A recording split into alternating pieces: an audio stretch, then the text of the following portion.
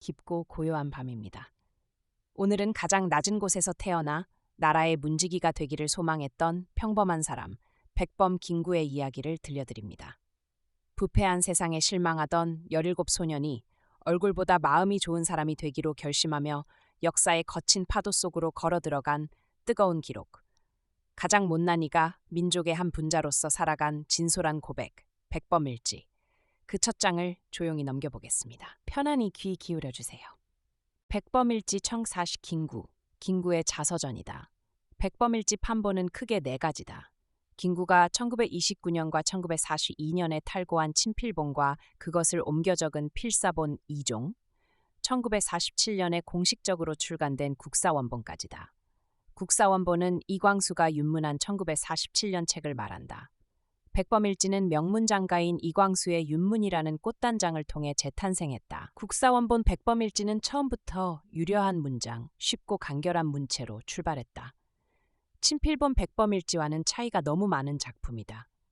1994년 백범의 아들 김신이 친필 원본을 공개함으로써 이광수의 윤문과 차이점을 확인할 수 있었다.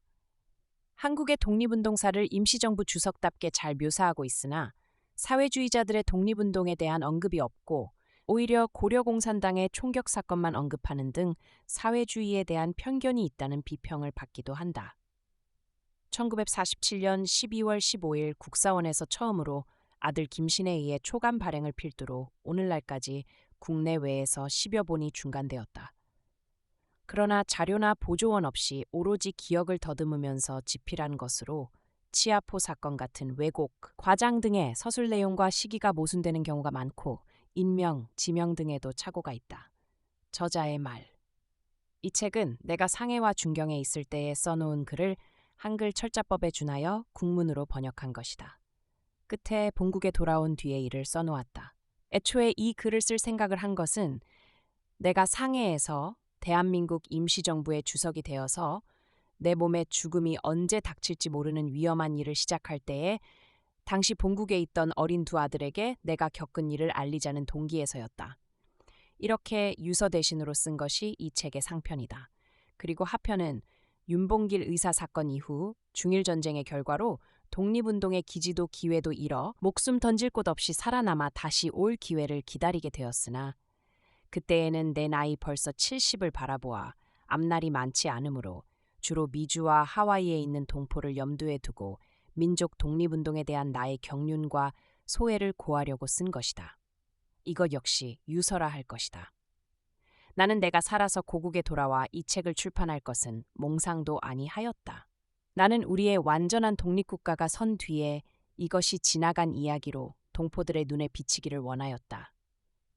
그런데 행이라 할까, 불행이라 할까, 아직 독립의 일은 이루지 못하고 내 죽지 못한 생명만이 남아서 고국에 돌아와 이 책을 동포 앞에 내어놓게 되니 실로 감개가 무량하다.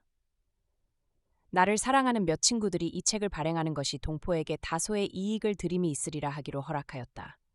이 책을 발행하기 위하여 국사원 안에 출판소를 두고 김지림 군과 삼종질 홍두가 편집과 예약, 수리의 일을 하고 있는 바, 혹은 번역과 한글 철자 수정으로, 혹은 비용과 용지의 마련으로, 혹은 인쇄로 여러 친구와 여러 기관에서 힘쓰고 수고한 데 대하여 고마운 뜻을 표하여 둔다. 끝에 붙인 나의 소원 한 편은 내가 우리 민족에게 하고 싶은 말의 요령을 적은 것이다. 무릇 한 나라가 서서 한 민족이 국민 생활을 하려면 반드시 기초가 되는 철학이 있어야 하는 것이다. 이것이 없으면 국민의 사상이 통일되지 못하여 더러는 이 나라의 철학에 쏠리고 더러는 저 민족의 철학에 끌리어 사상의 독립, 정신의 독립을 유지하지 못하고 남에게 의지하고 저희끼리는 추태를 나타내는 것이다. 오늘날 우리의 현상으로 보면 더러는 로크의 철학을 믿으니 이들은 워싱턴을 서울로 옮기자는 자들이요. 또 더러는 마르크스, 레닌, 스탈린의 철학을 믿으니 이들은 모스크바를 우리의 서울로 삼자는 사람들이다. 워싱턴도 모스크바도 우리의 서울은 될 수 없는 것이요. 또 되어서는 안 되는 것이니 만일 그렇게 주장하는 자가 있다고 한다면 그 자는 예전에 도쿄를 우리 서울로 하자던 자와 다름이 없을 것이다. 우리의 서울은 오직 우리의 서울이라야 한다. 우리는 우리의 철학을 찾고 세우고 주장하여야 한다.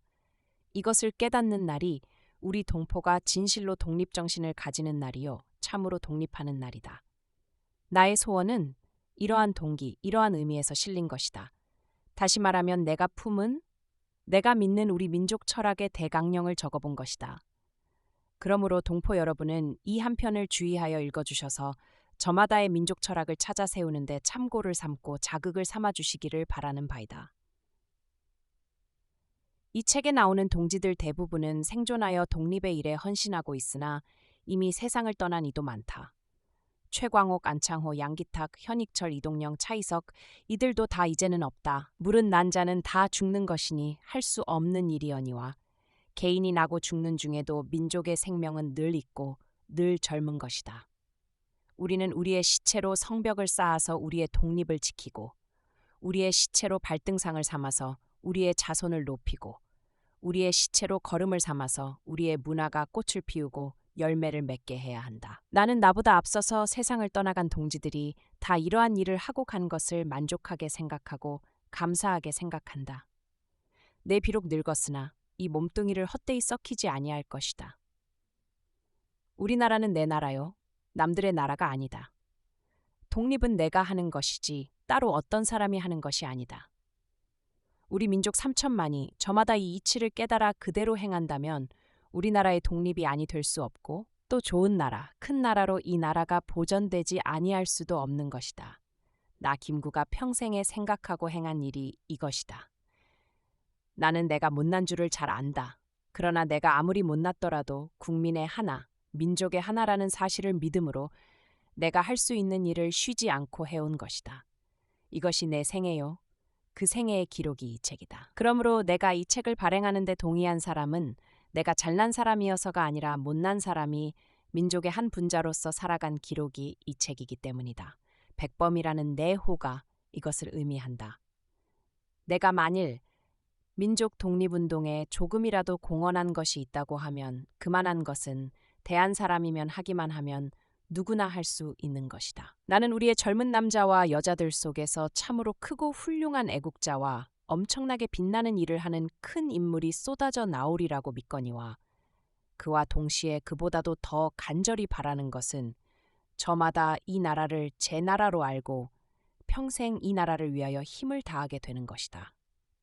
나는 이러한 뜻을 가진 동포에게 이 범인의 자서전을 보내는 것이다. 단군기원 4280년 11월 15일 개천절 김구 상권머리말 인, 신 두 어린 아들에게 아비는 이제 너희가 있는 고향에서 수륙 5천리나 떨어진 먼 나라에서 이 글을 쓰고 있다. 어린 너희를 앞에 놓고 말하여 들려줄 수 없음에 그동안 나의 지난 일을 대략 기록하여서 몇몇 동지에게 남겨 장래 너희가 자라서 아비의 경력을 알고 싶어 할 때가 되거든 너희에게 보여주라고 부탁하였거니와 너희가 아직 나이 어리기 때문에 직접 말하지 못하는 것이 유감이지만 어디 세상사가 뜻과 같이 되느냐. 내 나이는 벌써 53이건만은 너희는 이제 10살과 7살밖에 안 되었으니 너희의 나이와 지식이 자라질 때에는 내 정신과 기력은 벌써 쇠할 뿐 아니라 이 몸은 이미 원수외에게 선전포고를 내리고 지금 사선에 서 있으니 내 목숨을 어찌 믿어 너희가 자라서 면대하여 말할 수 있을 날을 기다리겠느냐. 이러하기 때문에 지금 이 글을 써두려는 것이다. 내가 내 경력을 기록하여 너희에게 남기는 것은 결코 너희에게 나를 본받으라는 뜻은 아니다. 내가 진심으로 바라는 바는 너희도 대한민국의 한 국민이니 동서와 고금의 허다한 위인 중에서 가장 숭배할 만한 일을 택하여 스승으로 섬기라는 것이다. 너희가 잘하더라도 아비의 경력이 알 길이 없겠기로 내가 이 글을 쓰는 것이다. 다만 유감되는 것은 이 책에 적는 것이 모두 오랜 일이므로 잊어버린 것이 많은 것은 사실이나 하나도 보태거나 지어 넣은 것이 없는 것도 사실이니 믿어주기를 바란다. 대한민국 11년 5월 3일 중국 상해에서 아비. 우리 집과 내 어릴 적 우린 안동 김씨 경순왕의 자손이다. 신라의 마지막 임금 경순왕이 어떻게 고려 왕건 태조의 따님 낭랑공주의 부마가 되셔서 우리들의 조상이 되셨는지는 삼국사기나 안동 김씨 족보를 보면 알 것이다. 경순왕의 8세 손이 충렬공, 충렬공의 현손이 이권공인데 이 어른이 우리 파의 시조요. 나는 이권공에서 21대 손이다. 충렬공, 이권공은 모두 고려조의 공신이거니와 이조에 들어와서도 우리 조상은 대대로 서울에 살아서 글과 벼슬로 가업을 삼고 있었다. 그러다가 우리 방조 김자점이 역적으로 몰려서 멸문지화를 당하되매 내게 이빌대조 되시는 어른이 처자를 끌고 서울을 도망하여 일시 고향에 망명하시더니 그곳도 서울에서 가까워 안전하지 못하므로 해주 부중에서 서쪽으로 80리 백운방, 턱골, 팔봉산, 양가봉 밑에 숨을 자리를 구하시게 되었다. 그곳 뒷계에 있는 선영에는 이빌대 조부모님의 산소를 비롯하여 역대 선산이 계시고 조모님도 이 선영에 모셨다. 그때에 우리 집이 멸문지화를 피하는 길이 오직 하나뿐이었으니 그것은 양반의 행색을 감추고 상놈 행세를 하는 일이었다. 턱골에 처음 와서는 조상님네는 농부의 행색으로 묵은장이를 일구어 농사를 짓다가 군역전이라는 땅을 짓게 되면서부터 아주 상놈의 패를 차게 되었다. 이 땅을 붙이는 사람은 나라에서 부를 때에는 언제나 군사로 나서는 법이니 그때에는 나라에서 문을 높이고 물을 낮추어 군사라면 천역, 즉 천한 일이었다. 이것이 우리나라를 쇠약하게 한 큰 원인인 것은 말할 것도 없다. 이리하여서 우리는 판에 박힌 상놈으로 턱골 근동에서 양반 행세하는 진주 강씨, 덕수 이씨들에게 대대로 천대와 압제를 받아왔다. 우리 문중의 딸들이 저들에게 시집을 가는 일은 있어도 우리가 저들의 딸에게 장가드는 일은 없었다. 그러나 중년에는 우리 가문이 꽤 창성하였던 모양이어서 턱골 우리터에는 기와집이 즐비하였고 또 선산에는 성물도 크고 많았으며 내가 연암은 살 때까지도 우리 문중에 혼상 대사가 있을 때에는 이정길이란 사람이 언제나 와서 일을 보았는데 이 사람은 본래 우리 집 종으로서 속량받은 사람이라 하니 그는 우리 같은 상놈의 집에 종으로 태어났던 것이라 참으로 흉악한 팔자라고 아니할 수 없다. 우리가 해주에 와서 산 뒤로 역대를 상고하여 보면 글하는 이도 없지 아니하였으나 이름난 이는 없었고 매양 불평객이 많았다. 내 증조부는 가어사지를 하다가 해주 영문에 갇혔지만 서울 어느 양반의 청편지를 얻어다 대고 겨우 형벌을 면하셨다는 말을 집안 어른들께 들었다. 암행어사라는 것은 임금이 시골 사정을 알기 위하여 신이 많은 젊은 관원에게 무서운 권세를 주어서 순회시키는 벼슬인데 허름한 과객의 행색으로 차리고 다니는 것이 상례다. 증조 학렬 4분 중에 한 분은 내가 6살 때까지 생존하셨고 조부 형제는 구존하셨고 아버지 사형제는 다 살아계시다가 백부 백영은 얼마 아니하여 돌아가셔서 나는 5살 적에 종형들과 함께 곡하던 것이 기억된다.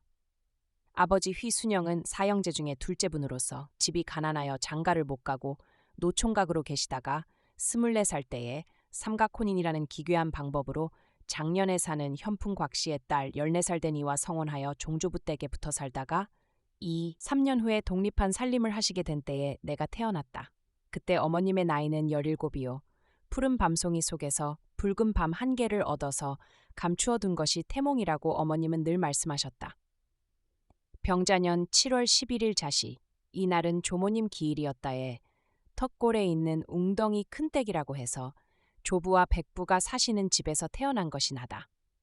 내 일생이 기구할 예조였는지 그것은 유례가 없는 난산이었다. 진통이 일어난 지 6, 7일이 되어도 순산은 아니 되고 어머니의 생명이 위태하게 되어 혹은 약으로 혹은 예방으로 온갖 시험을 다 해도 효험이 없어서 어른들의 강제로 아버지가 소의 길말을 머리에 쓰고 지붕에 올라가서 소의 소리를 내고야 비로소 내가 나왔다고 한다. 겨우 17살 되시는 어머님은 내가 귀찮아서 어서 죽었으면 좋겠다고 짜증을 내셨다는데 젖이 말라서 암죽을 먹이고 아버지가 나를 품속에 품고 다니시며 아기 있는 어머니 젖을 얻어 먹이셨다.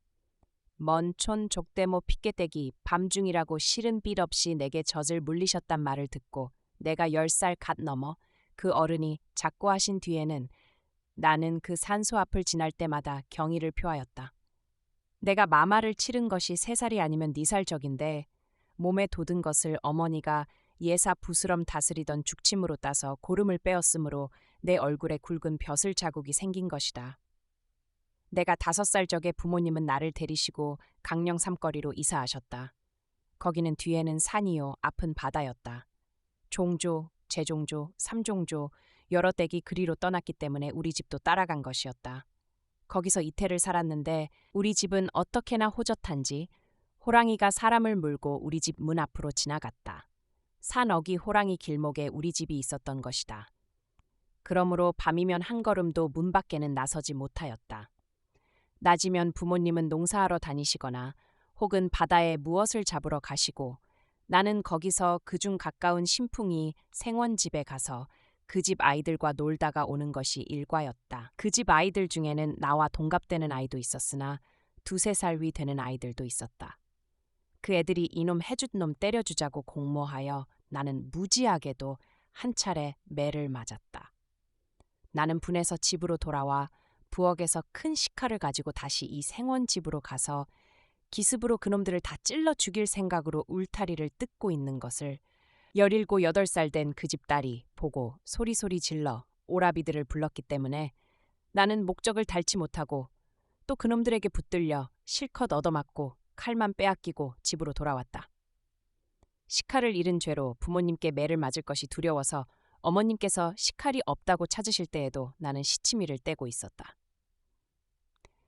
또 하루는 집에 혼자 있노라니까 엿장수가 문전으로 지나가면서 헌 육이나 부서진 수저로 엿을 사시오 하고 외쳤다. 나는 엿은 먹고 싶으나 엿장수가 아이들의 자질을 잘 나간다는 말을 어른들께 들은 일이 있으므로 방문을 꽉 닫아 걸고 엿장수를 부른 뒤에 아버지의 성한 숟가락을 발로 디디고 분질러서 반은 두고 반만 창구멍으로 내밀었다.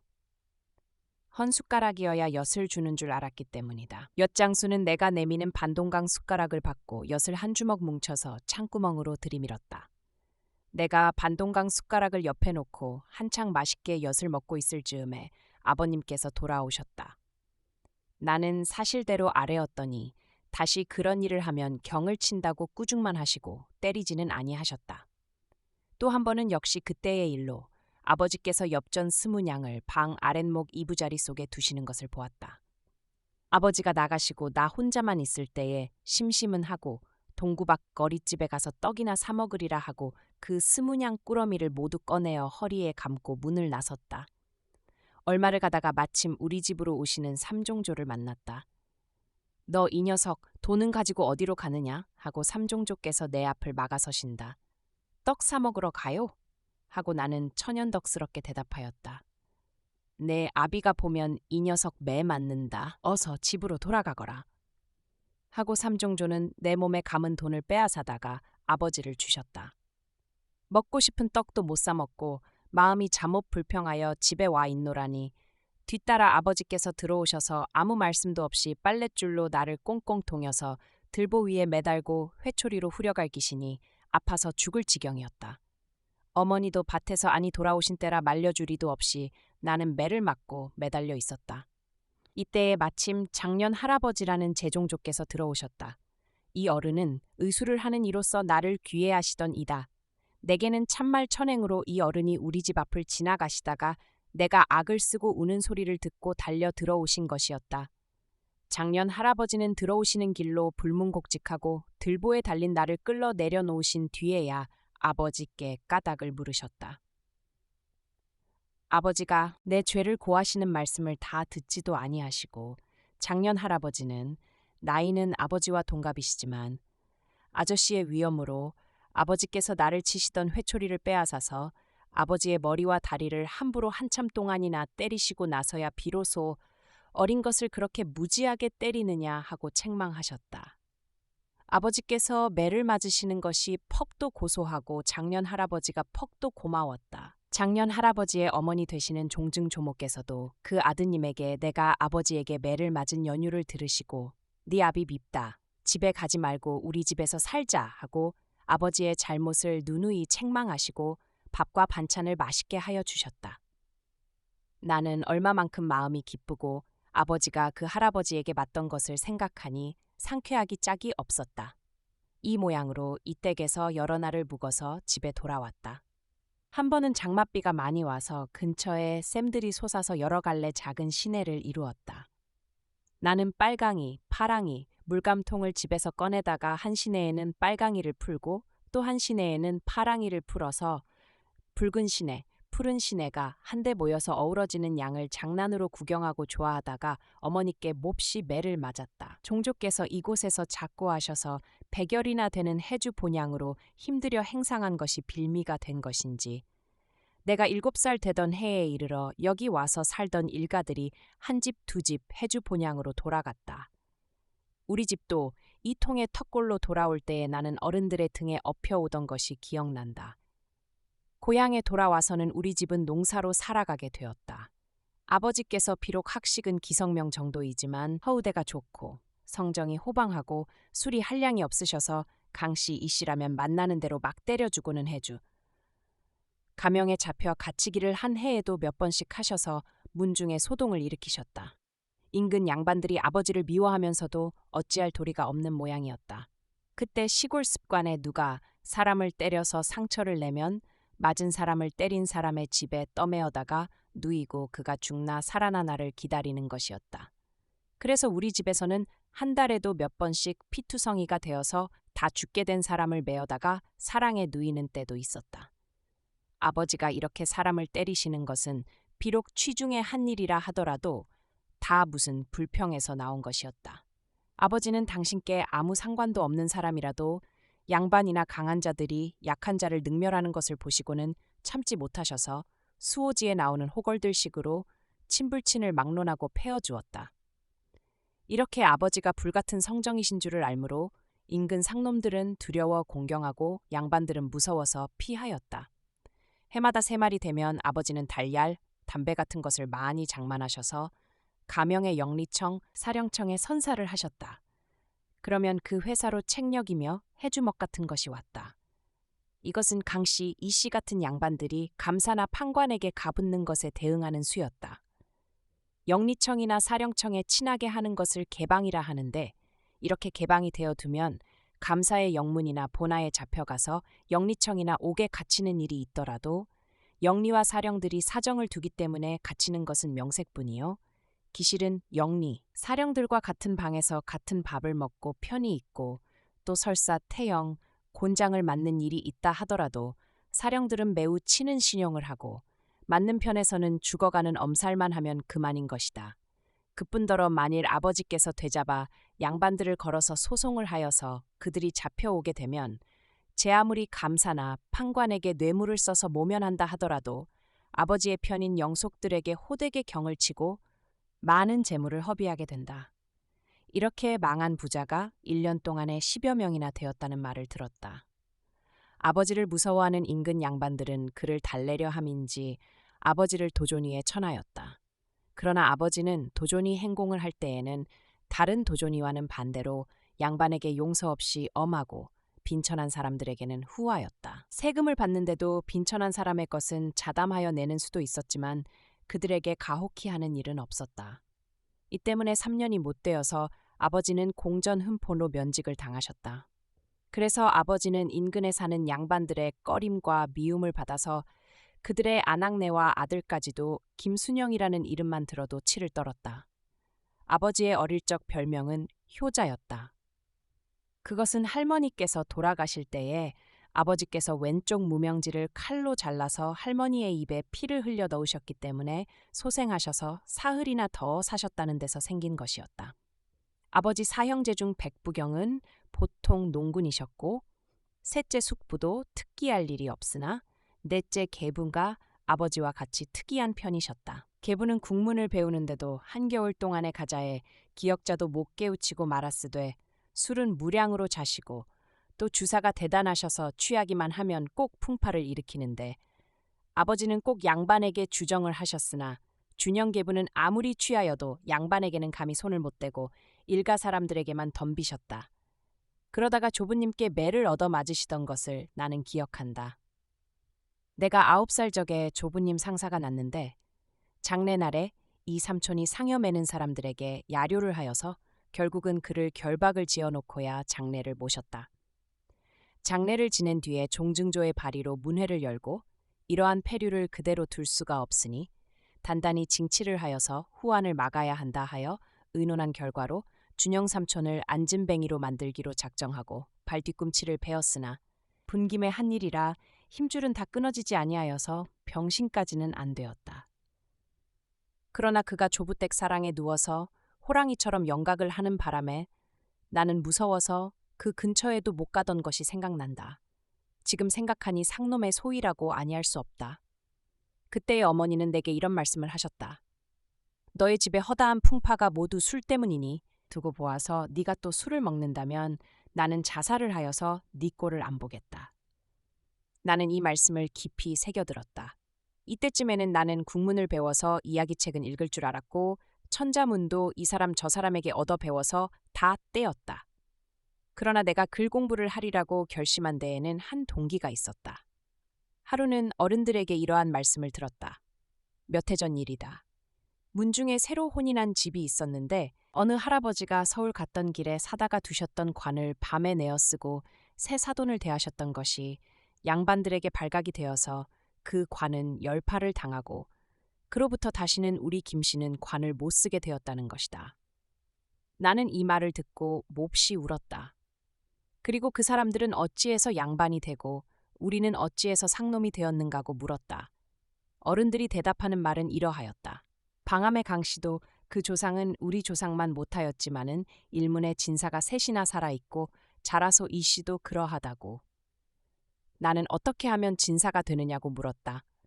진사나 대과나 다 글을 잘 공부하여 큰 선비가 되어서 과거에 급제를 하면 된다는 대답이었다.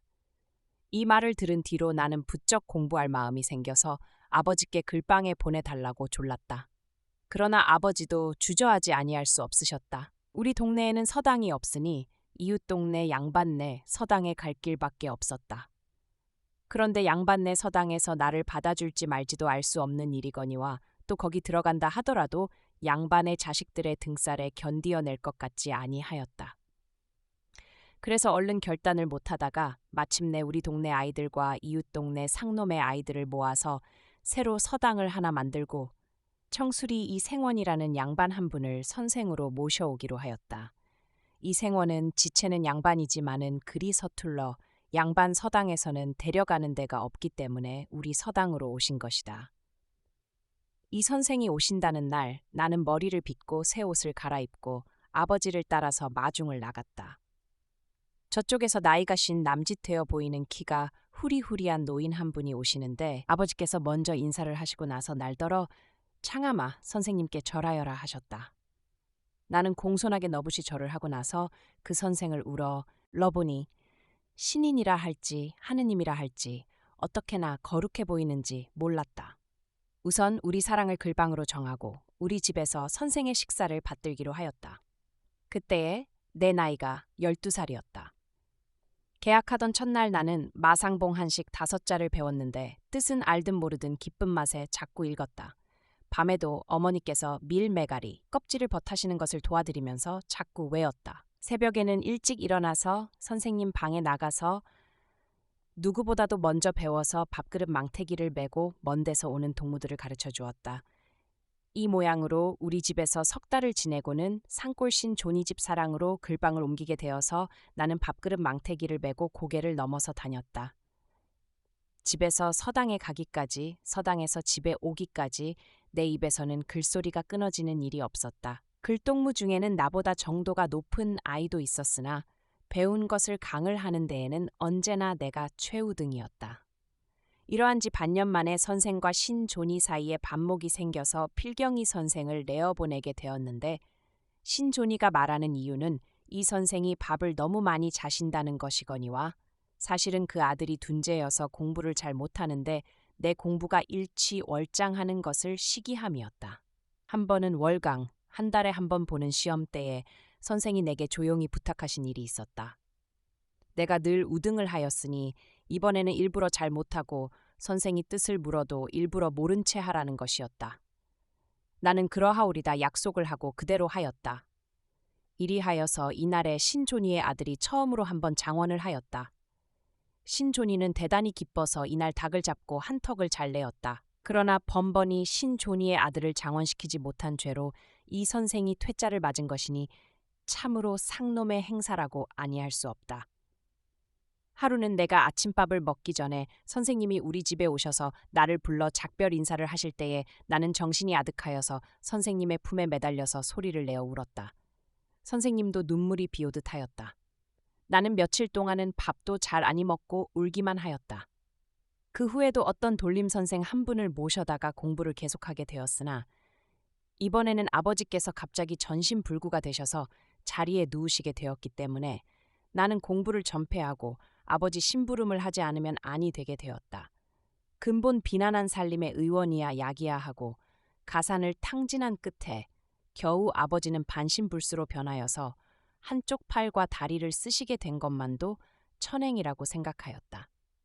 그러나 아버지가 반신불수로서는 살 수가 없으니 어떻게 하여서라도 병은 고쳐야 하겠다 하여 어머니는 병신 아버지를 모시고 무전 여행을 나서게 되었다. 문전 걸식을 하면서 고명의원을 찾아서 남편의 병을 고치자는 것이다. 집도 가마솥도 다 팔아 없어지고 나는 백모님 댁에 맡긴 몸이 되어서 종영들과 소고삐를 끌고 산과 들로 다니며 세월을 보내었다. 부모님이 그리워 견딜 수 없으므로 여행하는 부모님을 따라서 신천, 안악, 장년 등지로 유리하였다. 그러다가 나는 장년 대촌의 육촌 친척 집에 두고 부모님만 고향으로 조부 대상제를 지내러 가시고 말았다. 그댁도 농가인 까닭에 식구들과 같이 구월산에 나무를 베러 갔었는데 내가 어려서는 유달리 크지를 못하여 나무찜을 지고 다니면 나무찜이 걸어가는 것과 같았고 또한 그러한 고역을 처음 당하니 고통도 되려니와 그 동네는 큰 서당이 있어 밤낮 글 읽는 소리를 들을 때마다 말할 수 없는 비회를 금할 수 없었다. 부모님이 유리표 박하시는 동안에 아버지 병환이 신기하게도 차도가 계셔서 못 쓰시던 팔다리도 잘은 못해도 쓰게 되셨다. 그래서 내 공부를 시키실 목적으로 다시 본향에 돌아오셨다. 고향에 돌아와 보니 의식주를 기댈 만한 곳이 없었는데 일가들이 얼마씩 추렴을 내어서 살림살이를 장만하고 나는 또 서당에 다니게 되었다. 책은 남의 것을 빌어서 읽는다 하더라도 지필묵 값이 나올 때가 없었다. 어머님이 길품과 길산품을 팔아서 지필묵을 사주실 때에는 어찌나 고마운지 이루말로 다 형용할 수 없었다. 내 나이 14살이 되매 선생이라는 이가 모두 고루해서 내 마음에 차지 아니하였다. 벼 10섬짜리, 닷 섬짜리 하고 훈료가 많고 적은 것으로 선생의 학력을 평가하였다. 그들은 다만 글만 부족할 뿐 아니라 그 마음씨나 일하는 것에 남의 스승이 될 자격이 보이지 아니하였다. 그때의 아버지는 내게 이런 말씀을 하셨다. 밥 빌어먹기는 장타령이 제일이라고. 큰 글 하려고 애쓰지 말고 행문이나 배우라는 것이었다. 우명문표 사단하는 땅문서 쓰기, 우근진 소지단하는 소장 쓰기, 유세차 감소 고우하는 충문 쓰기, 복지 제기자 미유 학려하는 혼서지 쓰기, 복미 심차시하는 편지 쓰기를 배우라. 하심으로 나는 틈틈이 이 공부를 하여서 무식촌 중에 문장이 되어서 문중에는 내가 장차 존위 하나는 하리라고 촉망하게 되었다. 그러나 내 글은 이제야 겨우 속문 정도에 지나지 못하지만 뜻은 한 동네의 존위에는 있지 아니하였다.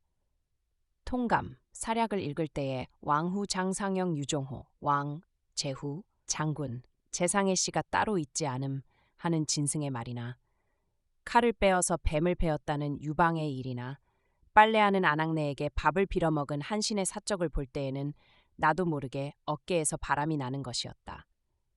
그러나 우리 가세로는 고명한 스승을 찾아갈 수가 없어서 아버지께서도 무척 걱정을 하시는 모양이었다. 그런데 마침 공부할 길이 하나 뚫렸다. 우리 동네에서 동북으로 10리쯤 되는 학골이라는 곳에 정문재라는 이가 글을 가르치고 계셨다. 이 이는 문벌은 우리 집과 마찬가지로 상놈이었으나 과문으로는 당시에 굴지되는 큰 선비여서 그 문화에는 사처에서 선비들이 모여들었다. 이 정 선생이 내 백모와 재종간이므로 아버지께서 그에게 간청하여 훈료 없이 통학하며 배우는 허락을 얻으셨다. 이에 나는 날마다 밤망태기를 메고 험한 산길을 10리나 걸어서 기숙하는 학생들이 일어나기도 전에 가는 일이 많았다. 제작으로는 과문의 초보인 대고풍 18구요, 학과로는 한당시와 대학, 통감 등이요, 습자에서는 분판만을 썼다. 이때에 임진경과를 해주에서 보인다는 공포가 났으니 이것이 우리나라의 마지막 과거였다. 어느 날 정 선생은 아버지께 이런 말씀을 하시고 나도 과거를 보기 위하여 명지를 쓰는 연습으로 장지를 좀 쓸 필요가 있다고 하셨다. 아버지는 천신만고로 장지 5장을 구해 오셔서 나는 그 5장 종이가 까맣게 되도록 글씨를 익혔다. 과거 날이 가까워 오매 우리 부자는 돈이 없으므로 과거 중에 먹을 만큼 좁쌀을 지고 정 선생을 따라 해주러 갔다. 여관에 들 형편이 못되므로 전에 아버지께서 친해두셨던 개방에 사처를 정하였다. 과거 날이 왔다. 선화당 옆에 있는 관풍각 주위에는 새끼줄을 둘러 느렸다. 정각에 부문을 한다는데 선비들이 접을 따라서 제 이름을 쓴 백포기를 장대 끝에 높이 들고 모여들었다. 산동접, 석담접 이 모양이었다. 선비들은 검은 배로 만든 유건을 머리에 쓰고 도포를 입고 접기를 따라 꾸역꾸역 밀려들어 좋은 자리를 먼저 잡으려고 앞장선 용사패들이 아우성을 하는 것도 볼만하였다. 원래 과장에는 노소도 없고 귀천도 없이 무질서한 것이 유풍이라 한다. 또 가관인 것은 늙은 선비들의 걸과라는 것이다. 둘러느린 새끼 그물 구멍으로 모가지를 쑥 들이밀고 이런 소리를 외치는 것이다. 소생의 성명은 아무 이 없는데 먼 시골에 거생하면서 과거마다 참여하였사옵는데 금년이 70몇 살이 올시다. 요 다음은 다시 참가 못하겠사오니 이번에 초시라도 한번 합격이 되오면 죽어도 한이 없겠습니다. 이 모양으로 혹은 큰 소리로 부르짖고 혹은 방성대곡도 하니 한편 비루도 하거니와 또 한편 가련도 하였다. 내 글을 찍기를 정 선생이 하시고 쓰기만 내가 하기로 하였으나 내가 과거를 내 이름으로 아니 보고 아버지의 이름으로 명지를 드린다는 말에 감복하여서 접장 한 분이 내 명지를 써주기로 하였다. 나보다는 글씨가 낫기 때문이었다. 제 글과 제 글씨로 못하는 것이 유감이었으나 차작으로라도 아버지가 급제를 하셨으면 좋을 것 같았다. 차작으로 말하면 누구나 차작 아닌 것이 없었다. 세력 있고 재산 있는 사람들은 모두 글 잘하는 사람에게 글을 빌고 글씨 잘 쓰는 사람에게 글씨를 빌어서 과거를 하였다. 그러나 이것도 좋은 편이었다. 글은 어찌되었든지 서울 권문세가의 청편지 한 장이나 시관의 수청 기생에게 주는 명주 한 필이 진사나 급제가 되기에는 글 잘하는 큰 선비의 글보다도 빨랐다. 물론 우리 글 따위는 통인의 집 식지감이나 되었을 것이요 시관의 눈에도 띄지 아니하였을 것이다. 진사급제는 미리 정해놓고 과거는 나중 보는 것이었다. 이번 과거에 나는 크게 실망하였다. 아무리 글 공부를 한댔자 그것으로 발천하여 양반이 되기는 글은 세상인 줄을 깨달았다. 모처럼 글을 잘해도 새도 있는 자제들의 대서인 되는 것이 상지상 가장 나은 경우일 것이었다. 나는 집에 돌아와서 과거에 실망한 뜻을 아뢰었더니 아버지도 내가 바로 깨달았다고 옳게 여기시고 이렇게 말씀하셨다. 너 그러면 풍수 공부나 관상 공부를 하여 보아라. 풍수를 잘 배우면 명당을 얻어서 조상님네 산소를 잘 써서 자손이 복록을 누릴 것이요 관상에 능하면 사람을 잘 알아보아서 성인군자를 만날 수 있는 것이다. 나는 이 말씀을 매우 유리하게 여겨서 아버님께 청하여 마이상서를 빌어다가 독방에서 3달 동안 꼼짝 아니하고 공부하였다. 그 방법은 명경을 앞에 놓고 내 얼굴을 보면서 일변 얼굴의 여러 부분의 이름을 배우고 일변 내 상의 기륭을 연구하는 것이었다. 아무리 내 얼굴을 관찰해 보아도 귀격이나 부격과 같은 좋은 상은 없고 천격, 빈격, 흉격뿐이었다. 전자의 과장에서 실망하였던 것을 상서에서나 회복하려 하였더니 제 상을 보니 그보다도 더욱 낙심이 되었다. 짐승 모양으로 그저 살기나 위에 살다가 죽을까 세상에 살아있을 마음이 조금도 없었다. 이렇게 절망에 빠진 나에게 오직 한 가지 희망을 주는 것은 마이상서 중에 있는 다음의 구절이었다. 상호 부려시노 신호 부려시모 얼굴 좋음이 몸 좋음만 못하고 몸 좋음이 마음 좋음만 못하다. 이것을 보고 나는 마음 좋은 사람이 되기로 굳게 결심하였다. 그러나 마음이 좋지 못하던 사람으로서 마음이 좋은 사람이 되는 법이 무엇인가?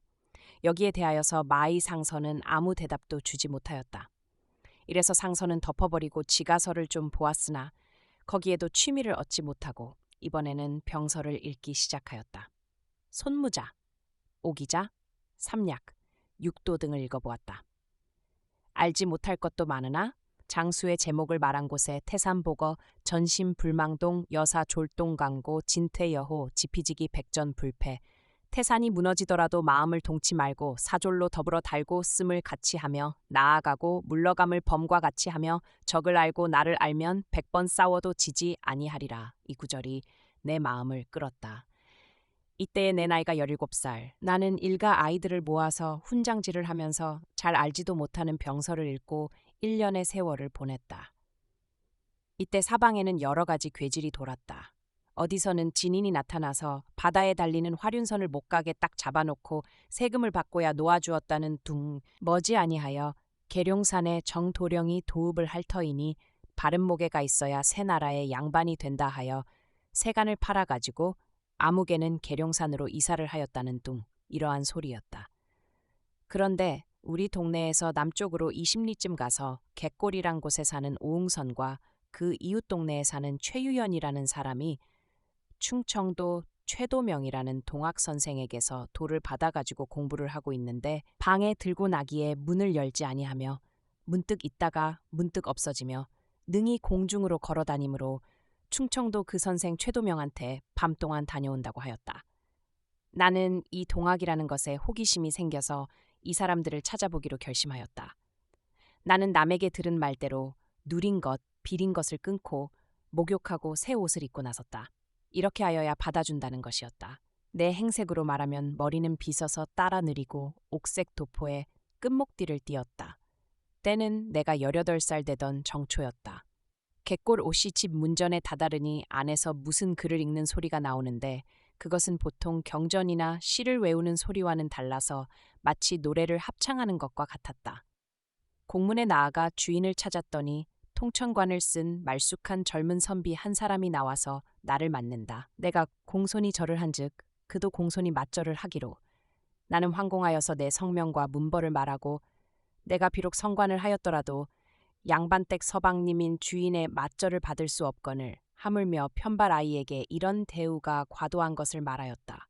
그랬더니 선비는 감동하는 빛을 보이면서 그는 동학도인이라 선생의 훈계를 지켜 빈부귀천에 차별이 없고 누구나 평등으로 대접하는 것이니 미안해할 것 없다고 말하고 내가 찾아온 뜻을 물었다.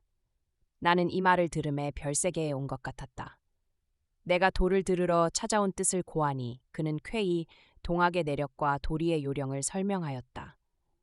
이 도는 용담 최수은 선생께서 천명하신 것이나 그 어른은 이미 순교하셨고 지금은 그 조카님 최애월 선생이 대도주가 되셔서 포교를 하신다는 것이며 이 도의 종지로 말하면 말세에 간사한 인류로 하여금 개과천선하여서 새 백성이 되어가지고 장래의 진명지주 하늘의 뜻을 받아 어지러운 세상을 평정하고 통일한다는 참된 임금을 외시어 계룡산에 새 나라를 세우는 것이라 하는 것 등을 말하였다.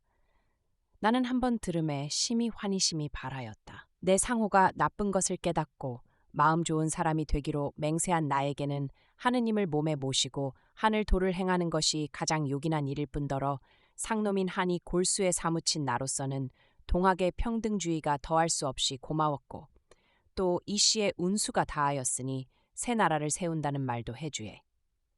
과거에서 본 바와 같이 정치의 부패함에 실망한 나에게는 적절하게 들리지 아니할 수 없었다. 나는 입도할 마음이 불같이 일어나서 입도 절차를 물은즉 쌀 한 말, 백지 3권, 황초 한 쌍을 가지고 오면 입도식을 행하여 준다고 하였다. 동경대전, 팔평가사, 궁울가 등 동학의 서적을 열람하고 집에 돌아왔다. 아버지께 오 씨에게서 들은 말을 여쭙고 입도할 의사를 품하였더니 아버지께서는 곧 허락하시고 입도식에 쓸 예물을 준비하여 주셨다. 이렇게 하여서 내가 동학에 입도한 것이다.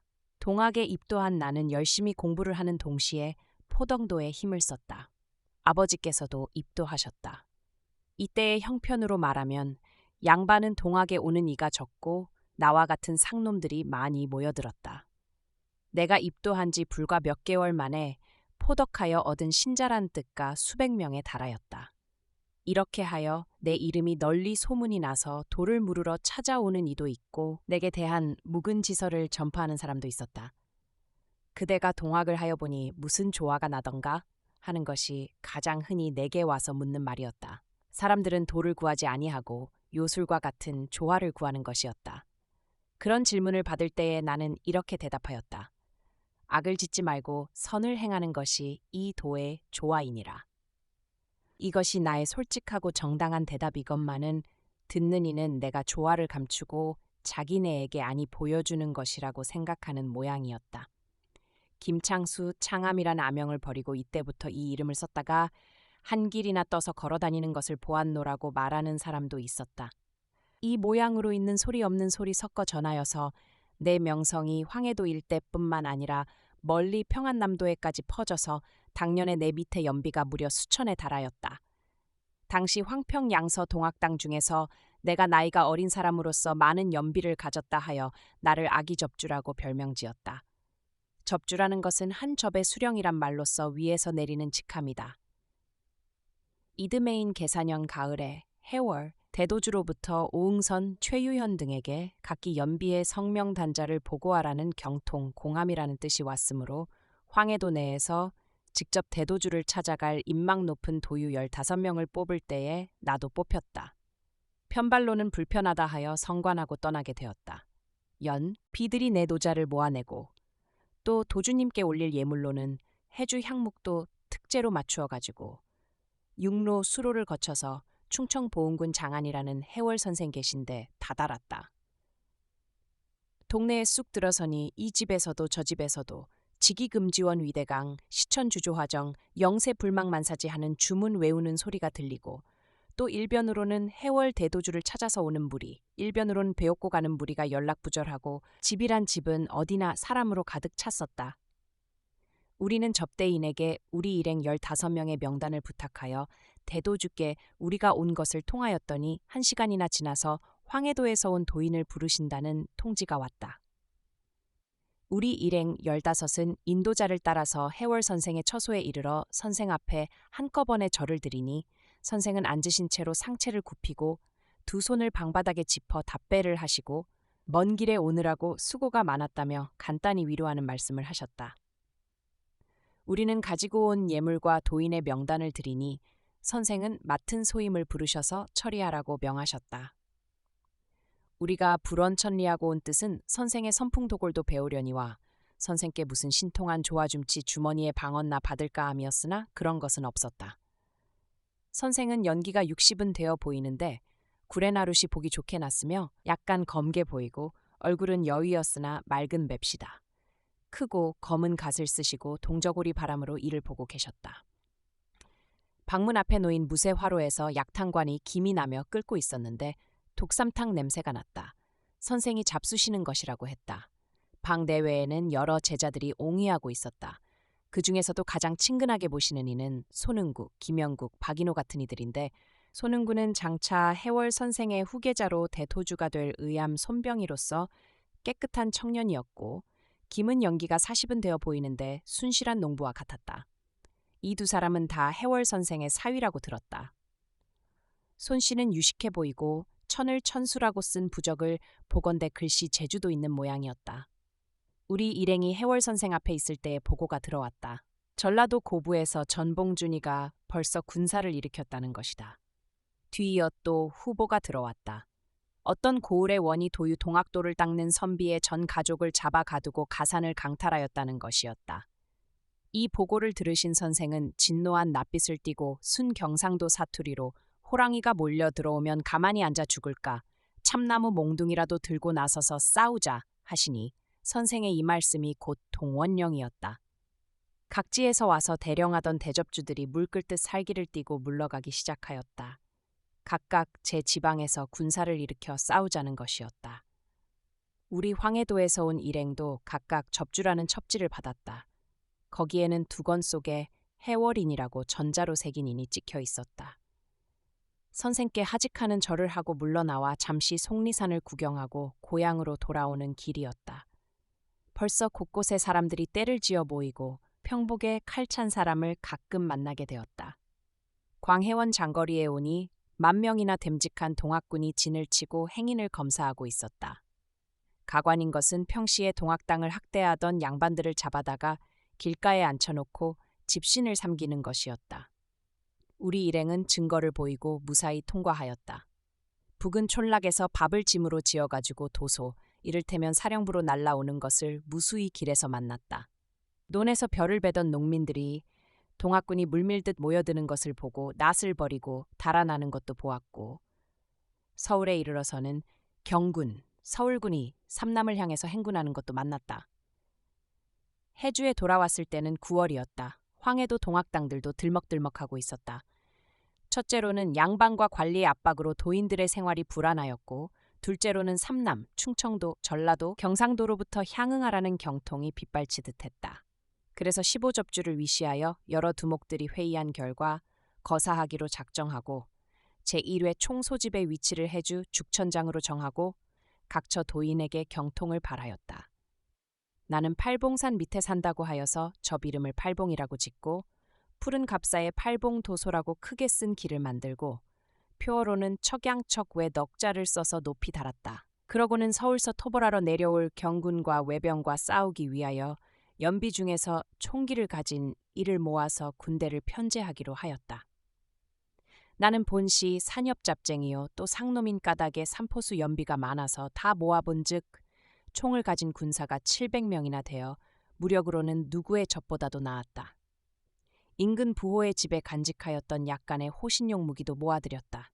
최고회의에서 작성한 전략으로는 우선 황해도의 수부인 해주성을 빼앗아 탐관 오리와 외놈을 다 잡아 죽이기로 하고 팔봉, 접주, 김창수로 선봉장을 삼는다는 것이었다.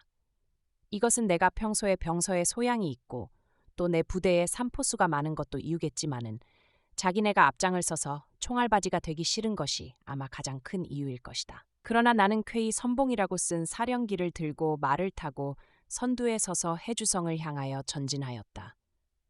해주성 서문 밖 선녀산에 진을 치고 총 공격령이 내리기를 기다리며 대기하고 있었다. 이윽고 총지휘부에서 총 공격령이 내리고 작전 계획은 선봉장인 나에게 일임한다는 명령이 왔다. 나는 이렇게 계획을 세워서 본부에 아뢰고 곧 작전을 개시하였다. 지금 성내에 아직 경군은 도착하지 아니하고 오합지중으로 된 수성군 200명과 외병 7명이 있을 뿐이니 선발대로 하여금 먼저 남문을 엄습케 하여 수성군의 힘을 그리로 끌게 한 후에 나는 서문을 깨뜨릴 터인즉 총사령부에서 형세를 보아서 허약한 편을 도우라는 것이었다. 총소에서는 내 계획을 채용하여 한 부대를 남문으로 향하여 행진케 하였다. 이때에 수명의 외병이 성 위에 올라 대여섯 방이나 시험 사격을 하는 바람에 남문으로 향하던 선발대는 도망하기 시작하였다. 외병은 이것을 보고 돌아와서 달아나는 무리에게 총을 연발하였다. 나는 이에 전군을 지휘하여서 서문을 향하여 맹렬한 공격을 개시하였는데 돌연 총소에서 퇴각하라는 명령이 내리고 우리 선봉대는 머리도 돌리기 전에 따르던 군사가 산으로 들로 달아나는 것이 보였다. 한 군사를 붙들어 퇴각하는 까닭을 물으니 남문 밖에서 도유 서너 명이 총에 맞아 죽은 까닭이라고 했다. 이렇게 되니 선봉대만 혼자 머물 수도 없어서 비교적 질서 있게 퇴각하여 해주에서 서쪽으로 80리 되는 회학동 곽가명댁에 유진하기로 하였다. 무장한 군사는 축이 안 나고 거의 전부 따라와 있는 것이 대견하였다. 나는 이번에 실패에 분개하여서 잘 훈련된 군대를 만들기에 힘을 다하기로 하였다. 동학도유거나 아니거나 전에 장교의 경험이 있는 자는 비사후패, 말을 정중히 하고 예물을 후하게 함으로 초빙하여 군사를 훈련하는 교관을 삼았다. 총 쏘기는 말할 것도 없고 행보하는 법이며 체조며 온갖 조련을 다하였다. 좋은 군대를 만드는 것이 싸움에 이기는 비결이라고 믿은 것이다. 하루는 어떤 사람 둘이 내게 면회를 청하였다. 9월산 밑에 사는 정덕현, 우종서라는 사람들이었다. 찾아온 까닭을 물었더니 그 대답이 놀라웠다.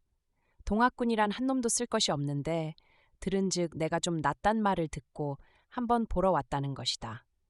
옆에 있던 내 부하들이 두 사람의 말이 심히 불공함을 분개하였다. 나는 도리어 부하를 책망하여 밖으로 내보내고 이상한 손님과 셋이서 마주 앉았다. 나는 공손히 두 사람을 향하여 선생이라 존칭하고 이처럼 찾아와 주시니 무슨 좋은 계책을 가르쳐 주시기를 바란다고 하였다. 그런즉 정씨가 더욱 교만한 태도로 말하기를 비록 계책을 말하기로니 네가 알아듣기나 할까? 실행한 자격이 없으리라고 비웃은 뒤에 더욱 호기 있는 어성으로 동학 접주나 하는 자들은 어줍지 않게 호기가 충전하여 선비를 초계와 같이 보니 너도 그런 사람이 아니냐고 나를 노려보았다. 나는 더욱 공손한 태도로 이 접주는 다른 접주와 다르다는 것을 선생께서 한번 가르쳐 보신 뒤에야 알 것이 아닙니까? 하였다. 그들은 둘 다 나보다 10년은 연상일 것 같았다. 그제야 정씨가 흔연히 내 손을 잡으며 계책을 말하였다. 그것은 이러하였다. 1. 군. 길을 정숙히 하되 비록 병조를 대하더라도 하대하지 아니하고 경어를 쓸 것. 2. 인심을 얻을 것이니 동학군이 총을 가지고 민가로 다니며 집곡이니 집전이니 하고 강도적 행위를 하는 것을 엄금할 것. 3. 초연이니 어진 이를 구하는 그를 돌려 널리 좋은 사람을 모을 것. 4. 전군을 구월산에 모으고 훈련할 것. 5. 재령 신천 두 고을에 외가 사서 쌓아둔 쌀 2,000석을 몰수하여 구월산 폐업사에 쌓아두고 군량으로 쓸 것. 나는 곧 이 계획을 실시하기로 하고 즉시 전군을 집합장에 모아 정씨를 모주라 우씨를 종사라고 공포하고 전군을 지휘하여 두 사람에게 최경례를 시켰다. 그러고는 구월산으로 진을 옮길 준비를 하던 차에 어느 날 밤 신천 청계동 안진사로부터 밀사가 왔다. 안진사의 이름은 태운이니 그의 맏아들 중근은 나중에 이등방문을 죽인 안중근이다. 그는 글 잘하고 글씨 잘 쓰기로 이름이 서울에까지 떨치고 또 지략도 있어 당시 조정의 대관들까지도 그를 무섭게 대우하였다. 동학당이 일어남에 안진사는 이를 토벌하기 위하여 그의 고향인 청계동 자택에 의려소를 두고 그의 자제들로 하여금 모두 의병이 되게 하고 포수 300명을 모집하여서 벌써 신천 지경 안에 있는 동학당을 토벌하기에 많은 성공을 하여서 각 접이 다 이를 두려워하고 경계하였던 터이다. 나는 정모주로 하여금 이 밀사를 만나게 하였다. 그의 보고에 의하면 나의 본진이 있는 회학동과 안진사의 청계동이 불과 20리 상거이나 만일 내가 무모하게 청계동을 치려다가 패하면 내 생명과 명성을 보장하기 어려울 것이니 그러하면 좋은 인재를 하나 잃어버리게 될 것인즉 안진사가 나를 위하는 호의로 이 밀사를 보냈다는 것이었다. 이에 곧 나의 참모회의를 열어서 의논한 결과 저편에서 나를 치지 아니하면 나도 저편을 치지 아니할 것, 피차의 어려운 지경에 빠질 경우에는 서로 도울 것이라는 미략이 성립되었다. 예정대로 나의 군사는 구월산으로 집결하였다. 재령 신천에 있던 쌀도 폐업사로 옮겨왔다. 한 섬을 저으면 서마를 준다고 하였더니 당일로 다 옮겨졌다. 날마다 군사훈련도 여행 힘썸하였다. 또 인근 각동에 훈령하여 동학당이라고 자칭하고 민간에 행패하는 자를 적발하여 엄벌하였더니 며칠이 안 가서 질서가 회복되고 백성이 안도하였다. 또 초연문을 발표하여 널리 인재도 수탐하여 송종호, 허공 같은 유식한 사람을 얻었다. 폐업사에는 하은당이라는 도승이 있어서 수백 명 남녀 승도를 거느리고 있었는데 나는 가끔 그의 법서를 들었다. 이러는 동안에 경군과 외병이 해주를 점령하고 옹진, 강령 등지를 평정하여 항령을 넘어온다는 기별이 들렸다. 그들의 목표가 구월산일 것은 상상하기 어렵지 아니하였다. 그러나 화근은 경군이나 외병에 있지 아니하고 나와 같은 동학당인 이동엽의 군사에 있었다. 이동엽은 구월산 부근 일대에 가장 큰 세력을 가진 접주로서 그의 부하는 나의 본진 가까이까지 침입하여 노략질을 함부로 하였다. 우리 군에서는 사정없이 그들을 체포하여 처벌하였기 때문에 피차 간의 반목이 깊어진 데다가 우리 군사들 중에 우리 군율에 의한 형벌을 받고 앙심을 품은 자와 노략질을 마음대로 하고 싶은 자들이 이동엽의 군대로 달아나는 일이 날로 늘었다. 이리하여 이동엽의 세력은 날로 커지고 내 세력은 날로 줄었다. 이에 최고회의를 열어 의논한 결과 나는 동학접주의 칭호를 버리기로 하고 내 군대를 허곤에게 맡기기로 하였다. 이는 나의 병권을 빼앗으려 함이 아니요 나를 살려내고자 하는 계책이었다. 이에 허곤은 송종호로 하여금 평양에 있는 장호민에게 보내는 소개 편지를 가지고 평양으로 떠나게 하였으니 이것은 황주병사의 양해를 얻어서 이를 정치적으로 해결하려 함이었다. 이때에 내 나이가 19, 가보년 섣달이었다.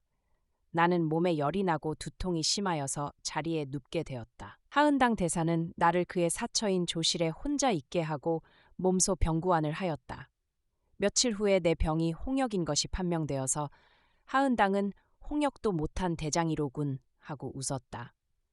그러고는 홍역을 다스린 경험이 있는 늙은 승수자 한 분을 가리어 내 조리를 맡게 하였다. 이렇게 병석에 누워 있노라니 하루는 이동엽이 정군을 이끌고 폐업사로 쳐들어온다는 급보가 있고 뒤이어 어지러이 총소리가 나며 순식간에 절 경내는 양군의 육박전이 벌어졌다. 그러나 원래 사기가 저상한 데다가 장수를 잃은 나의 군사는 불의의 습격을 받아서 일패도지하고 나의 본진은 적에 제압한 바 되고 말았다. 나의 군사들은 보기도 흉하게 도망하여 흩어지는 모양이었다. 이윽고 이동엽의 호령이 들렸다.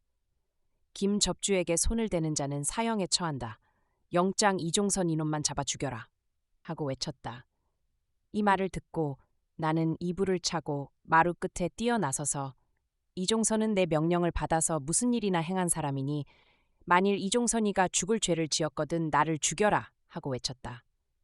이동엽이 부하에게 명하여 나를 움직이지 못하게 붙잡게 하고 이종선만을 끌고 나가더니 이윽고 동구에서 총소리가 들리자 이동엽의 부하는 다 물러가고 말았다. 이종선이 죽었다는 말을 듣고 나는 동구로 달려 내려갔다. 과연 그는 총에 맞아 쓰러졌고 그의 옷은 아직도 불이 붙어 타고 있었다. 나는 그의 머리를 안고 통곡하다가 내 저고리를 벗어 그 머리를 싸주었다. 그 저고리는 내가 남의 윗사람이 되었다 하여 어머니께서 지어보내신 평생에 처음 입어보는 명주 저고리였다. 동민들은 백설 위에 내가 벌거벗고 통곡하고 있는 것을 보고 의복을 가져다 입혀주었다. 나는 동민들을 지휘하여 이종선의 시체를 매장하였다. 이종선은 함경도 정평 사람으로 장사차 황해도에 와서 살던 사람이다. 총사냥을 잘하고 비록 무식하나 사람을 거느리는 재주가 있어서 내가 그를 화포령장으로 삼았던 것이다. 이종선을 매장한 나는 폐업사로 돌아가지 아니하고 부산동 정덕현 집으로 갔다. 내게서 그동안 지낸 일을 들은 정씨는 태연한 태도로 이제 형은 할 일 다 한 사람이니 나와 함께 평안히 유람이나 떠나자 하고 내가 이종선의 원수 갚을 말까지 눌러버리고 말았다.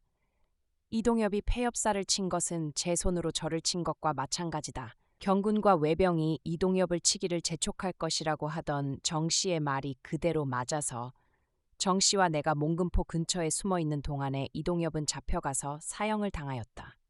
9월산에 내 군사와 이동엽의 군사가 소탕되니 황해도의 동학당은 전멸이 된 셈이었다. 몽금포 근동에 석 달을 숨어 있다가 나는 정씨와 작반하여 턱골의 부모를 찾아뵈었고 정씨의 의견을 접아 청계동 안진사를 찾아 몸을 의탁하기로 하였다. 나는 패군 지장으로서 일찍 적군이던 안진사의 밑에 들어가 포로 신세가 되는 것을 불쾌하게 생각하였으나 정씨는 안진사의 위인이 그렇지 아니하여 심히 인재를 사랑한다는 말과 전에 안진사가 밀사를 보낸 것도 이런 경우를 당하면 자기에게 오라는 뜻이라고 역설하매 나는 그 말대로 한 것이었다. 턱골 본향에서 부모님을 배운 이튿날 정씨와 나는 곧 천봉산을 넘어 청계동에 다다랐다. 청계동은 사면이 험준하고 수려한 복란으로 애워있고 동네에는 띄엄띄엄 40~50호의 인가가 있으며 동구 앞으로 한 줄기 개울이 흐르고 그곳 바위 위에는 청계동천이라는 안진사의 자필 가크자가 있었다. 동구를 막을 듯이 작은 봉우리 하나가 있었는데 그 위에는 포대가 있고 길 어귀에 파수병이 있어서 우리에게 누구냐고 물었다. 명함을 내주고 얼마 있노라니 의려장에 허가가 있다 하여 한 군사가 우리를 안내하여 의려소인 안진사 댁으로 갔다.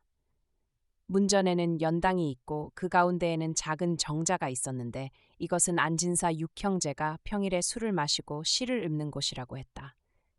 대청 벽상에는 의려소 석자를 횡액으로 써붙였다. 안진사는 우리를 정청에 영접하여 수인사를 한 후에 천마리, 김석사가 폐업사에서 위험을 면하신 줄을 알았으나 그 후 사람을 놓아서 수탐하여도 계신 곳을 몰라서 우려하였더니 오늘 이처럼 찾아주시니 감사하외다 하고 다시 들으니 구경하 부모님 두 분이 다 살아계심 시던데 양이분은 안접하실 곳이 있으시오? 하고 내 부모에 관한 것을 물으신다. 내가 별로 안접하실 곳이 없는 뜻을 말하였더니 안진사는 즉시 오일선에게 총 맨 군사 40명을 맡기며 오늘 안으로 턱골로 가서 김석사 부모 양이를 외셔오되 근동에 있는 우마를 징발하여 그때 가산 전부를 반의에 오렸다 하고 영을 내렸다. 이리하여 우리 집이 청계동에 우접하게 되니 내가 20살 되던 을미년 2월 1일이었다. 내가 청계동에 머문 것은 불과 4차 5개월이었지만 그동안은 내게 가장 중요한 시기였다. 그것은 첫째로는 내가 안진사와 같은 큰 인격에 접한 것이요. 둘째로는 고 살림과 같은 의기 있는 학자의 훈도를 받게 된 것이었다. 안진사는 해주 부중에 10여 대나 살아오던 구가의 자제였다. 그 조부 인수가 진의 현감을 지내고는 세상이 차차 어지러워짐을 보고 세상에서 몸을 숨기고자 하여 많은 재산을 가난한 일가에게 나누어 주고 약 300석 추수하는 재산을 가지고 청계동으로 들어오니 이는 산천이 수려하고 좋기 피난처가 될 만한 것을 취함이었다. 이때는 장손인 중근이 2살 때였다. 안진사는 과거를 하려고 서울 김종안에 문객이 되어 단연 유경하다가 진사가 되고는 벼슬할 뜻을 버리고 집으로 돌아와서 형제 6사람이 술과 시로 세월을 보내고 뜻있는 벗을 사귀기로 낙을 삼고 있었다. 안씨 6형제가 다 문장제사라 할 만하지만은 그 중에서도 셋째인 안진사가 눈에 정기가 있어 사람을 누르는 힘이 있고 기상이 뇌락하여 비록 조정의 대관이라도 그와 면대하면 자연 경외하는 마음이 일어났다. 그는 내가 보기에도 퍽 소탈하여서 비록 무식한 하류들에게까지도 조금도 교만한 빛이 없이 친절하고 정령하여서 상류나 하류나 다 그에게 호감을 가졌었다. 얼굴이 매우 청수하나 술이 과하여 코끝이 붉은 것이 흠이었다. 그는 유를 잘하여서 당시에도 그의 시가 많이 전송되었고 내게도 그가 득의의 작을 흥있게 읊어주는 일이 있었다. 그는 황석공소설을 자필로 써서 벽장문에 붙이고 취응이 나면 소리를 높여서 그것을 낭독하였다. 그때 안진사의 맏아들 중근은 13살로 상투를 짜고 있었는데 머리를 자주색 수건으로 질끈 동이고 돈방총이라는 짧은 총을 메고 날마다 사냥을 일삼고 있어 보기에도 연기가 발발하고 청계동 군사들 중에 사격술이 제일이어서 짐승이나 새나 그가 겨눈 것은 놓치는 일이 없기로 유명하였다. 그의 계부 태건과 언제나 함께 사냥을 다니고 있었다. 그들이 잡아오는 노루와 고라니로는 군사들을 먹이고 또 진사 6형제의 주연의 안주를 삼았다. 진사의 둘째 아들 정근과 셋째 공근은 다 붉은 두루마기를 입고 머리를 따라 느린 도련님들로 글을 읽고 있었는데 진사는 이 2 아들에 대해서는 글을 읽지 않는다고 걱정도 하였으나 중근에 대해서는 아무 간섭도 아니하는 모양이었다. 고 살림의 이름은 능선인데 그는 해주 서문박 비동에 세거하는 사람으로서 중암 조중교의 문인이요 의암 유인석과 동문으로서 해서 황해도 지역에서는 행검으로 굴지되는 학자였다. 이도 안진사의 초청으로 이 청계동에 들어와 살고 있었다. 내가 고 살림을 처음 대한 것은 안진사의 사랑에서였다. 그런데 자기의 사랑에 놀러오라는 그의 말에 나는 크게 감복하여 이튿날 그의 집에 찾아갔다. 선생은 늙으신 낯에 기쁨을 띠시고 친절하게 나를 영접하시며 맏아들인 원명을 불러 나와 상명케 하였다. 원명은 나이 30살쯤 되어 보였는데 작품 사람된 바탕과 타고난 성품은 명민한 듯하나 크고 넓음이 그 부친의 뒤를 이을 것 같지는 아니하였다. 원명에게는 15, 6세나 된 맏딸이 있었다. 고 선생이 거처하시는 방은 작은 사랑이었는데 방 안에는 책이 가득 쌓여 있고 네 벽에는 옛날에 이름난 사람들의 좌우명과 선생 자신의 심득 같은 것을 둘러붙였으며 선생은 가만히 꿇어 앉아서 마음을 가다듬는 공부를 하시며 손무자, 삼약 같은 병서도 읽으셨다. 고 선생은 나더러 내가 매일 안진사의 사랑에 가서 놀더라도 정신수양에는 효과가 적을 듯하니 매일 선생의 사랑에 와서 세상사도 말하고 학문도 토론함이 어떠냐고 하였다. 나는 이러한 대선생이 나에게 대하여 이처럼 특별한 지유, 학식이나 인격을 인정하여 잘 대우함을 주시는 것을 눈물겹게 황송하고 감사하게 생각하고 나는 좋은 마음 가진 사람이 되려던 소원을 말씀드리고 모든 것을 고 선생의 지도에 맡긴다는 성의를 표하였다. 과거에 낙심하고 관상에 낙심하고 동학에 실패한 자포자기에 가까운 심리를 가지게 되었는데 나 같은 것도 고 선생과 같으신 큰 학자의 지도로 한 사람 구실을 할 수가 있을까? 스스로 의심하지 아니할 수 없었다. 이런 말씀을 아뢰었더니 고 선생은 이렇게 말씀하셨다. 사람이 자기를 알기도 쉬운 일이 아닌데 하물며 남의 일을 어찌 알랴. 그러므로 내가 그대의 장래를 판단할 힘은 없으나 내가 한 가지 그대에게 확실히 말할 것이 있으니 그것은 성현을 목표로 하고 성현의 자취를 밟으라 하는 것이다. 이렇게 힘써 가노라면 성현의 지경에 달하는 자도 있고 못 미치는 자도 있거니와 이왕 그대가 마음 좋은 사람이 될 뜻을 가졌으니 몇 번 길을 잘못 들더라도 본심만 변치 말고 고치고 또 고치고 나아가고 또 나아가면 목적지에 달할 날이 반드시 있을 것이니 괴로워하지 말고 행하기만 힘쓰라. 이로부터 나는 매일 고 선생 사랑에 갔다. 선생은 내게 고금의 위인을 비평하여 주고 당신이 연구하여 깨달은 바를 가르쳐주고 화서아언이며 주자백선에서 기묘한 절구를 보여주셨다. 선생이 특히 역설하시는 바는 의리에 관해서였다. 비록 뛰어난 재능이 있더라도 의리에서 벗어나면 그 재능이 도리어 화단이 된다고 하셨다. 선생은 경서를 차례로 가르치는 방법을 취하지 아니하고 내 정신과 재질을 보셔서 뚫어진 곳은 깊고 빈 구석을 채워주는 구전심수의 첩경을 택하셨다.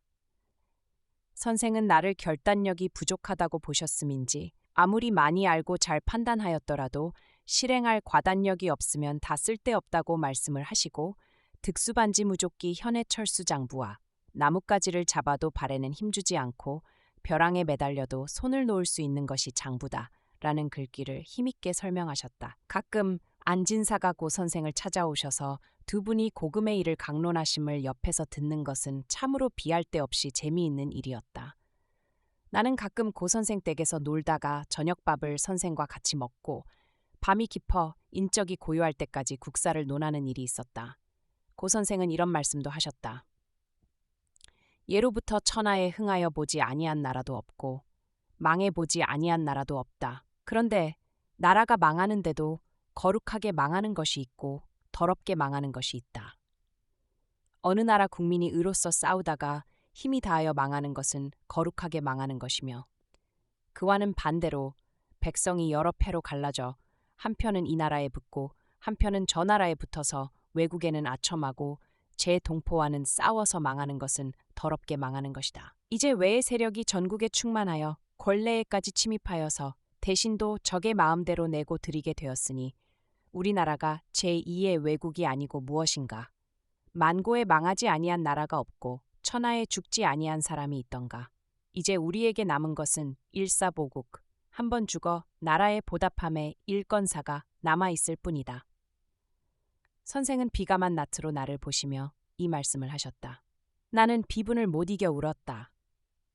망하는 우리나라를 망하지 않도록 붙들 도리는 없는가 하는 내 물음에 대해서 선생은 천국과 서로 맺는 것이 좋다고 하시고 그 이유로는 이렇게 말씀하셨다. 천국이 가보년 싸움, 1894년에 진 원수를 반드시 갚으러 할 것이니 우리 중에서 상당한 사람이 그 나라에 가서 그 국정도 조사하고 그 나라 인물과도 교의를 맺어 두었다가 후일에 기회가 오거든 서로 응할 준비를 하여 두는 것이 필요하다.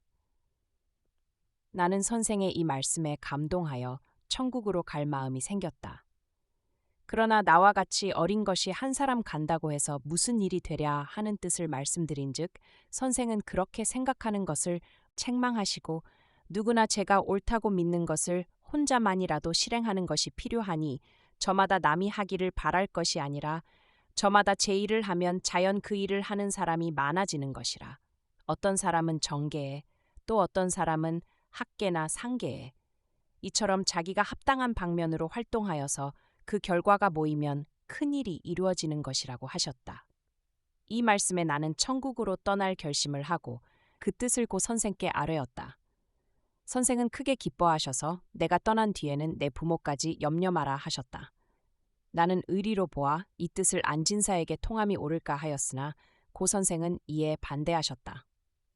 안진사가 천주학을 믿을 의향이 있는 모양인데 만일 그렇다면 이는 양의를 의뢰하려 함이니 대의에 어긋나는 일인즉 지금 이런 큰일을 의논할 수 없다.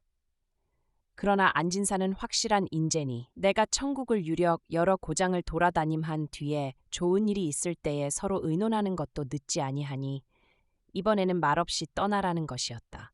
나는 무엇이나 고 선생의 지시대로 하기로 결심하고 먼 길을 떠날 준비를 하였다.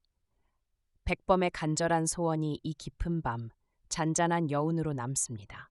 나 김구가 평생에 생각하고 행한 일은 이것뿐이다. 저마다 이 나라를 제 나라로 알고 평생 이 나라를 위하여 힘을 다하는 것.